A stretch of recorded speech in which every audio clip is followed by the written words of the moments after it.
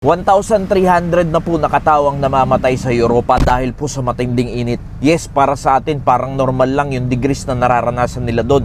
Pero yung kanilang mga katawan ay hindi sanay sa ganong klaseng init dahil sanay sila sa lamig at marami po sa mga senior citizen ang namamatay. At ayon sa ulat, nagkakagulo na po ang mga tao sa pagbili ng electric fan at pagbili ng aircon dahil sa matinding init na kanilang nararanasan sa lugar na yan. Sa ibang balita, nakamamatay ang sobrang init ngayon sa Europa.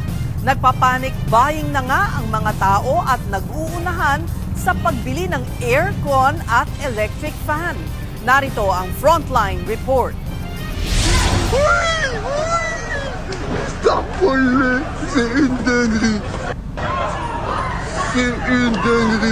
Nagkandara pa ang mga customer na magbukas ng isang supermarket na ito sa France. Dali-daling tumakbo at kanya-kanya sila ng hablot sa mga nakadisplay na electric fan at aircon. Nangyari yan matapos magkaroon ng red alert sa bansa, bunsod ng heatwave. Ganito talaga ang mga tao pagka sila ay natataranta na, pagka sila ay nagugulumihan na, ay ganito yung kanilang pagkapanik na sila ay nag-uunahan, nagkakagulo para lang makabili ng aircon, makabili ng electric fan. At alam nyo mga kaibigan, mga kapatid, yung init na kanilang nararanasan ay tila ba normal lang sa atin. Pero para sa kanila ay matinding init na po yung kanilang nararanasan. At alam nyo mga kaibigan, mga kapatid, kahit pa ang mga taong ito ay makabili ng electric fan, kahit sila ay makabili ng aircon, na kanilang pangtawid sa init na kanilang nararanasan, ay hindi po yan ang tunay na magiging solusyon sa kanilang mga buhay upang hindi nila maranasan ang tunay na init, ang init na nanggagaling sa impyerno mga kaibigan, mga kapatid. Dahil ang kaluluwa ng tao, kahit ikaw ay mayaman, kahit ikaw ay maraming aircon, maraming electric fan, pero hindi mo pa rin nauunawa ng totoong kaligtasan, hindi mo pa rin nalalaman kung paano makakarating ang iyong kaluluwa pagdating sa langit, ay hindi ka pa rin makakaiwas sa tunay na init na mararanasan ng tao pagdating sa impyerno. Yang ganyang solusyon mga kaibigan, mga kapatid, ay pansamantala lamang.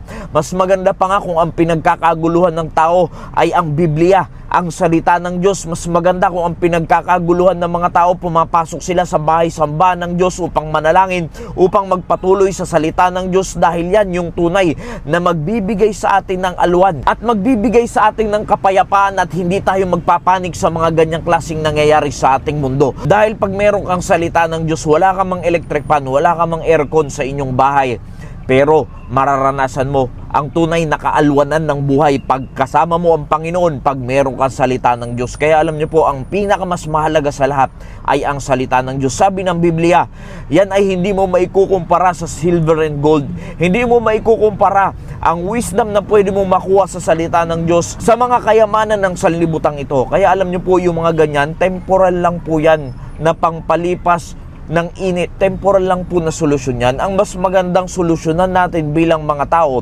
ay yung pang-eternal. At yan, yung buhay na walang hanggan, kapiling ang Panginoon. Kung mauunawaan lang po natin yung salita ng Diyos upang tayo ay hindi makaranas doon sa tunay na init, sa tunay na dagat-dagatang apoy. Nawa naging pagpapala po ang mensaheng ito. Maraming salamat po and God bless you all.